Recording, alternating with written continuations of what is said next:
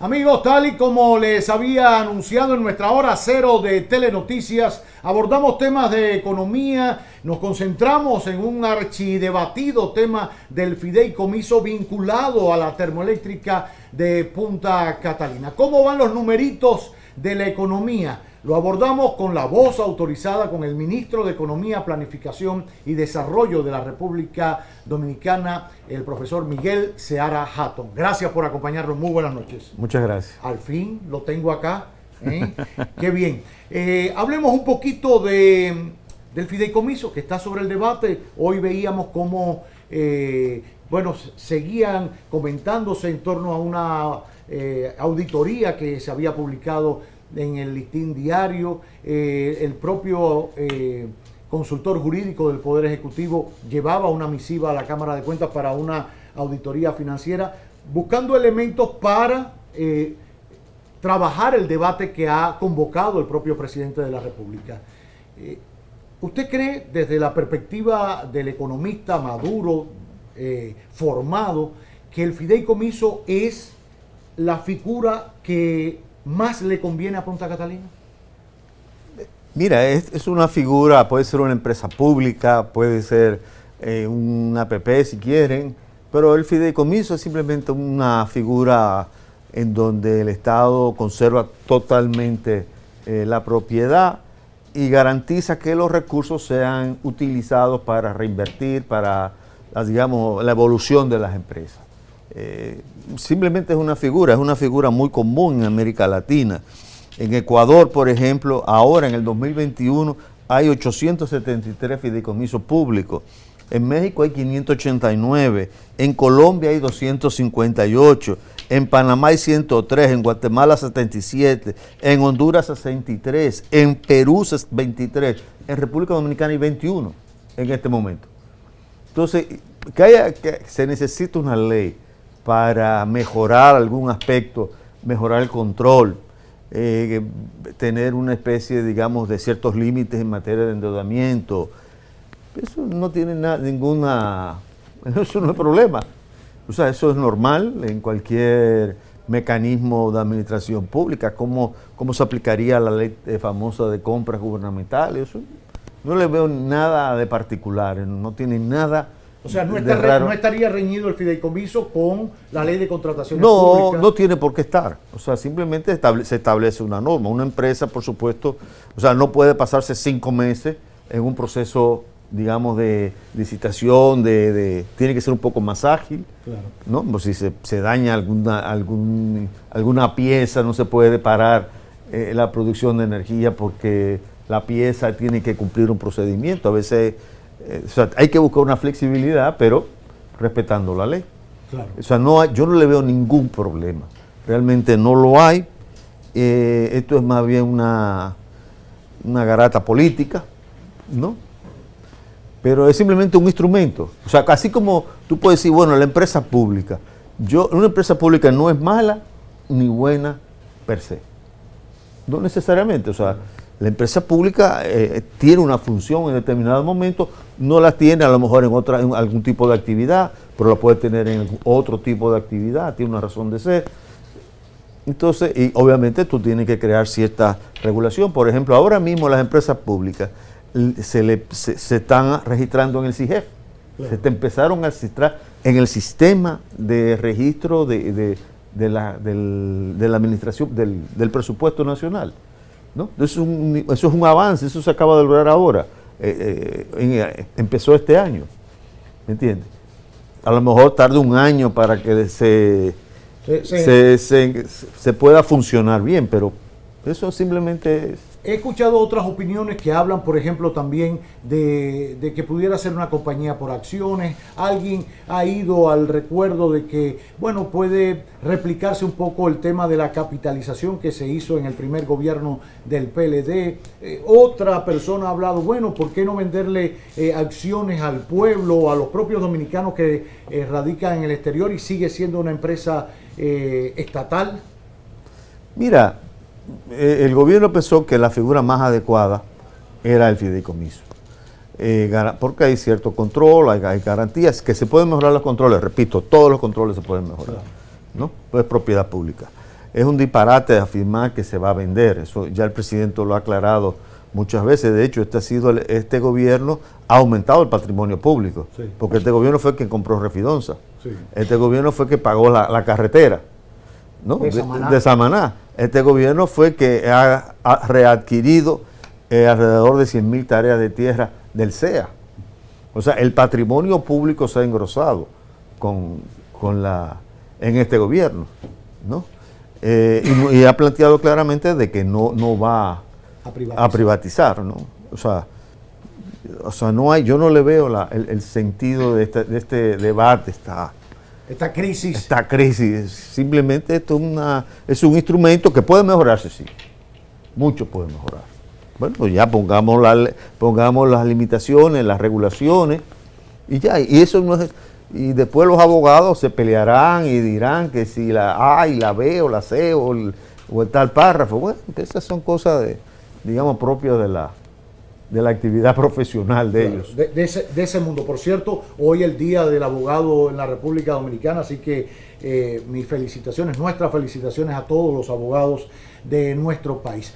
Voy a aprovechar que está acá, independientemente de que estamos hablando de un tema económico, algo importante también que hay que reconocerle a esta administración que está por cumplir 2 años en el próximo mes de agosto, es también que ha reducido el déficit en materia de energética o de electricidad, del pago a las generadoras, cuando había que desembolsar antes mucho dinero, y usted puede tener los números más frescos, para pagar a la generadora, porque no daba el dinero. No lo transparentó primero. Exacto. Porque acuérdate que aquí había una práctica, que era la línea de crédito que le daba el Banco de Reserva a las EDES, sí, ¿no? Después, al final del año, se convertían en deuda pública. Nosotros lo transparentamos y eso se eliminó. O sea que el déficit bajó, claro, en este momento.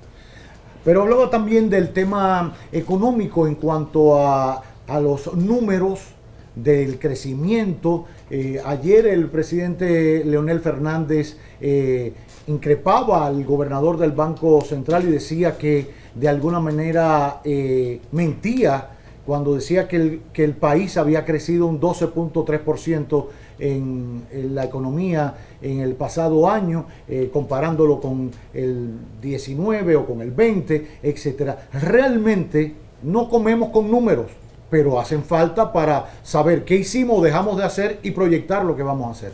¿Crecimos realmente? Bueno, primero debo decir algo sobre los datos. O sea, es la misma fuente de los datos, el Banco Central, es el mismo equipo que ha venido trabajando en qué sé yo, varias décadas, claro, en eso. Que a lo mejor, bueno, se puede hablar de un instituto de estadística, lo que sea, pero eso no es la discusión ahora. Mira, cuando tú ves las cifras del país en conjunto, lo que se ha logrado es excepcional.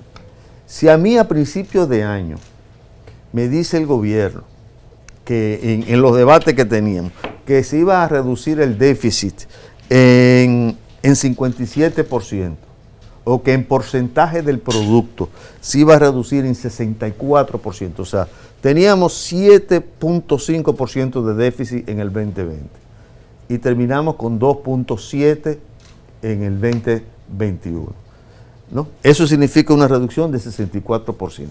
En términos de volumen de recursos, teníamos un déficit de 335.000 millones de pesos, 336.000, y terminamos con 145.000. Yo me hubiera opuesto, le digo, si hubiese sido una decisión a priori. Claro. ¿Por qué?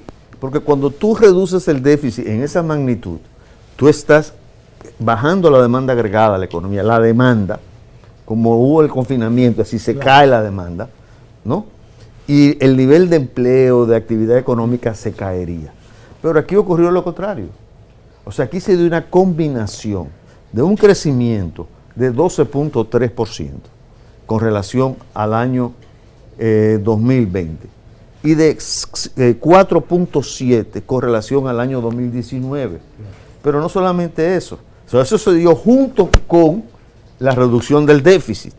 Pero no solamente eso, sino que recuperamos y sobrepasamos el empleo perdido. Claro. O sea, actualmente alrededor de, no me acuerdo exactamente la cifra, pero recuperamos por mucho, 100 y tantos mil adicional. Que se habían perdido durante la pandemia. Que se habían perdido, o sea, lo superamos, recuperamos lo que se había perdido y la más le agregamos 100 y tantos mil, ¿no? Claro, ahí tenemos un problema. Mucho de eso es empleo informal, sí es un empleo informal, pero era eso o nada. Claro. Bueno, entonces hay una ahora parte, a ver cómo vamos exactamente. Fue 142 mil la cifra, me acordé. 42 mil de empleo informal, 142 mil, algo así. Al mismo tiempo, los ingresos de divisa, de exportaciones de bienes y servicios, superaron el nivel de 2019. El nivel de reserva superó el nivel de 2019. La producción obviamente la actividad económica real se creció. El sector turismo se desbordó alrededor de 40% de crecimiento. Las manufacturas de Zona Franca igual. Fíjate que en Zona Franca el empleo está ahora mismo como en 183 mil y tanto. Yeah. En el momento en que en la Zona Franca generó más empleo, que fue en el año como 2004, 2005 o 2003, por ahí, no me acuerdo exactamente. Pero en ese momento generó 193 mil empleos. O 195 mil empleos. En el momento top allá arriba. Exactamente. O sea que si tú te pones a ver, estamos a unos miles de empleos de recuperar el nivel más alto de toda la historia. Ministro, entonces, ¿por qué la gente, al menos que se acerca a los medios o habla en las redes, habla de un aumento en los precios de la canasta básica? Bueno, eso sí ha ocurrido también. Ese es el segundo problema que yo te quería destacar. O sea, uno es el problema de la calidad del empleo, que hay que mejorarlo. Claro. Y otro es una situación inflacionaria a nivel internacional, que es el resultado de una combinación de circunstancias. El aumento del precio del petróleo está alrededor de 88, 89 dólares el barril, el precio del petróleo de referencia que nosotros compramos. Hubo un problema de fletes y de congestionamiento en los principales puertos del mundo. Hubo problemas con el precio de las materias primas. En fin, o sea, hay todo un componente de inflación importado que, bueno, aquí ¿cómo lo estamos combatiendo? Bueno, el gobierno está asumiendo una parte importante. El gobierno no transfiere todo el aumento. El año pasado pagó casi 12 mil millones de pesos. Solamente para cubrir, para subsidiar esa parte. Exactamente. Del combustible. Del combustible. ¿Y eso es sostenible en el tiempo? Bueno, el presidente ha hablado de que de alguna manera hay que buscar una solución. Hay que buscar una solución. Por ejemplo, se ha trabajado mucho en el área agropecuaria. Sí. La producción agropecuaria mantuvo un crecimiento, alguna global modesto, pero en algunas renglones, alrededor de 2 o 3% creció, tanto en el 2020 como en el 2021, pero se ha mantenido la oferta de alimentos. Hay productos que están completamente asegurados, como el arroz, como el pollo, en fin. Pero aquí ha ocurrido que ¿qué es el pollo? Maíz importado, claro. Pero el maíz ha aumentado de precio. Entonces, tenemos esa situación.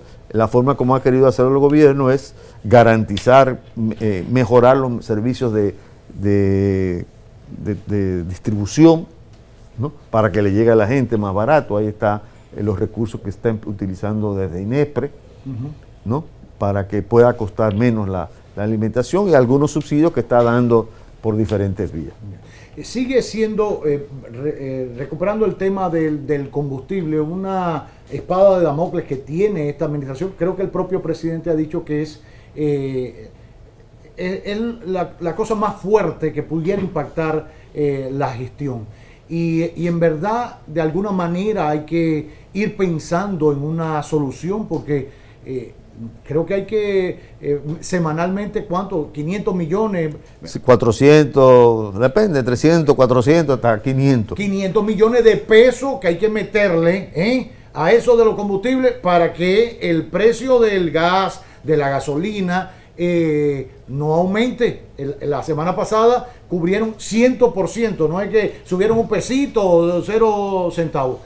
realmente en una reunión, en una ocasión escuché, bueno, es que no tiene sentido que una persona que se vaya el fin de semana a un resort en el este pague el mismo precio por la gasolina que el que tiene que utilizarla aquí para hacer Uber, por ejemplo. Entonces, uno lo está utilizando para una cosa, pero al final están pagando el mismo precio por la gasolina. ¿Habrá una fórmula para eso?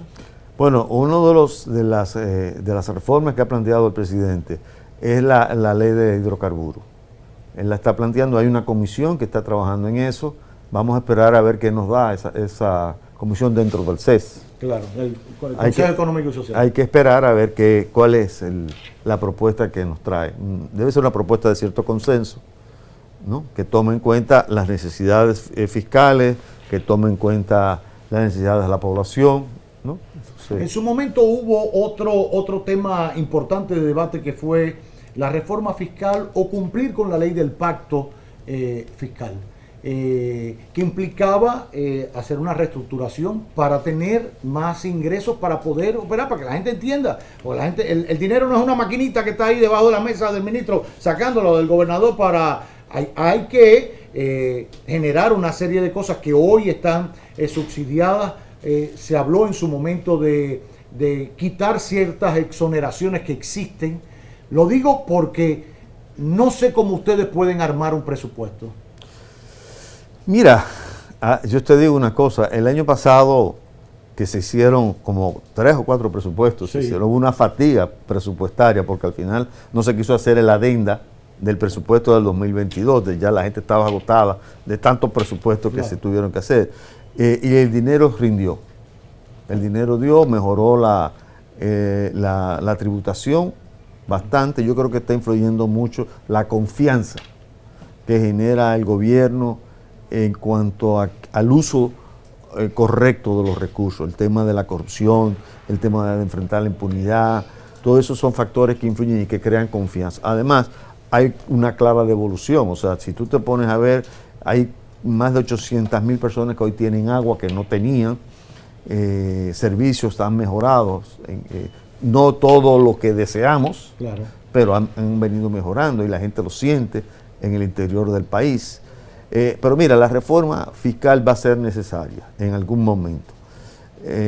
¿Por qué? Porque en promedio los gastos andan alrededor del 18%, sí, un número en esa vecindad. Y los ingresos andan en alrededor de 15%, un número alrededor de esa vecindad. Entonces tú tienes un déficit de 3%. Que hay que buscarlo, ese dinero de algún lado. Exactamente, que hay que buscarlo. Entonces, indudablemente el desarrollo necesita financiamiento y necesita financiamiento público. Nadie va a invertir, por ejemplo, en una presa de riego, no lo va a hacer. Puede haber una inversión privada en producir energía, una presa para generar energía. Puede haber un acuerdo público-privado, pero en general hay renglones que son del Estado y que se requieren recursos. Sí, es una responsabilidad. Es una responsabilidad pública. Hablando de otra de las funciones de su ministerio, yo que vengo de otra formación que usted la conoce bien, el tema de la planificación de la economía es como a veces un poquito complicado. Quizás en el socialismo, aún con la escasez de recursos y todas las precariedades con que se desarrolló aquel sistema, pero había ciertos controles y podía uno planificar. ¿Cuán difícil es en esta economía de mercado planificar el desarrollo de un país? Porque no estamos hablando de cuatro años, las inversiones que se hagan hoy serán por los próximos 20, 30, 50 años. Bueno, por eso estamos hablando del Pacto del Agua. Claro. Hacer una política pública, una política del Estado del tema de agua. Y así está, por eso en todo este tema de la reforma, de las 16 reformas, está temas que tienen que ver con políticas de largo plazo. Ahora, ¿qué hicimos nosotros? Nosotros llegamos al gobierno con un paradigma de calidad de vida. Eso significaba que nuestro objetivo era mejorar la calidad de vida, y la calidad de vida es algo cotidiano, es la cotidianidad de la gente. Que se levante y tenga agua, que tenga electricidad, que tenga acceso a un trabajo decente, que tenga un medio de transporte adecuado, etc. Entonces, si ese es el objetivo, todo el mundo tiene que ordenarse En función de ese objetivo. Claro. Entonces había que responder una serie de preguntas claras. Por ejemplo, ¿cómo y en cuánto? Estoy haciendo una caricatura, fue mucho más complejo. Claro. ¿No? ¿Cómo y cuánto? La política que usted va a hacer en el sector agropecuario o en medio ambiente o en la política industrial o en cualquier sector va a beneficiar la calidad de vida de la gente. Entonces, eso determina una serie de políticas. Nosotros hemos priorizado 33 políticas en la cual intervienen diferentes ministerios y tienen, digamos, objetivos intermedios y objetivos finales, y resultados intermedios y resultados finales. Y todo eso se evalúa. Entonces, primero negociamos, hablamos con los ministros, de todos los ministros, íbamos a cada ministerio y le decíamos, mira, ustedes tienen que, esta es una propuesta que nosotros le traemos de su compromiso, porque esto es lo que aporta al objetivo de mejorar la calidad de vida. Y entonces negociábamos, discutíamos, pues si no, mira, esto me parece más adecuado, en un plano muy, muy horizontal, y sobre esa base entonces ya fijábamos la política, le fijábamos cuál deberían ser las metas que debían lograr, o sea, qué sé yo, cuál debería ser la tasa de mortalidad por la enfermedad fulana o la situación de vacunación, etcétera. O sea, cuáles eran esos objetivos intermedios. Y eso es lo que nosotros evaluamos ahora. Nosotros se les rinde un informe al presidente de la República y hay una plataforma en donde se identifica exactamente cómo van las metas, de la trayectoria final, y si me separo de esa trayectoria, ¿no? ¿Cuánto me separé? ¿Y cómo vuelvo al carril? Ya. Por último, otra de las misiones del ministerio es asignar ciertos fondos a organizaciones no gubernamentales, sin fines de lucro. Siempre ha sido un tema de debate, recuerdo unos listados, todo. Ayer salía en los medios de comunicación una fundación que trata a niños autistas o algo por el estilo en Santiago, que anunciaba su cierre por falta de recursos. Pero no nuestros. Exacto. No era recursos. No es que ustedes le quitaron esa... No.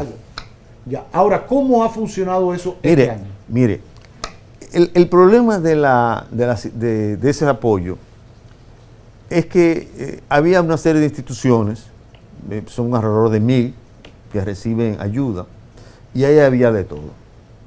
De todo. Literalmente. De todo. Desde intermediarios que venían a donde nosotros. De hecho, hubo un momento y dije, yo no recibo a ningún intermediario. Porque el que quiera hablar con nosotros, o sea, no hay problema. Venga, el director responsable de esa fundación, venga y hable con nosotros. O sea, había un intermediario que iba por ese presidente. Y que cobraba. Un peaje ahí. Un peaje. Por ejemplo, había hasta funcionarios del mismo ministerio que tenían organizaciones sin fines de lucro, ¿no? Entonces, había personas que tenían 3, 4 instituciones sin fines de lucro. Lo primero que nosotros hicimos fue verificar quién eran los directores, dónde estaban, o sea, toda esa información. Si existía, y se fue a evaluar a cada uno. Además, se creó toda una metodología de evaluación, de rendición de cuentas, de información. Es dinero público, claro, ¿no? Aunque tú seas un sacerdote muy respetado y querido, y no dudamos de tu seriedad. Exacto. Sí, pero es dinero público. Claro. Entonces tú tienes que responder por ese dinero público. Eso le cuesta mucho a la gente. Cuando nosotros llegamos, lo primero que pedimos fue, bueno, dime un reporte escrito de qué has hecho. La mayoría de las instituciones no llegaba, o llegaba, o enseñaba cosas que no decía nada, y flexibilizamos y dijimos, mira, hasta un paquito que tú me traigas. De que tú hiciste estas cosas. Yo te lo acepto. Pero a medida que han avanzado, ya el segundo año, hemos apretado un poco más. Y se ha sido con más rigor. Exactamente, ¿no? Con todo y eso, hemos sido flexibles. Porque al final de cuentas entendemos, estos son modelos de calificación, ¿no?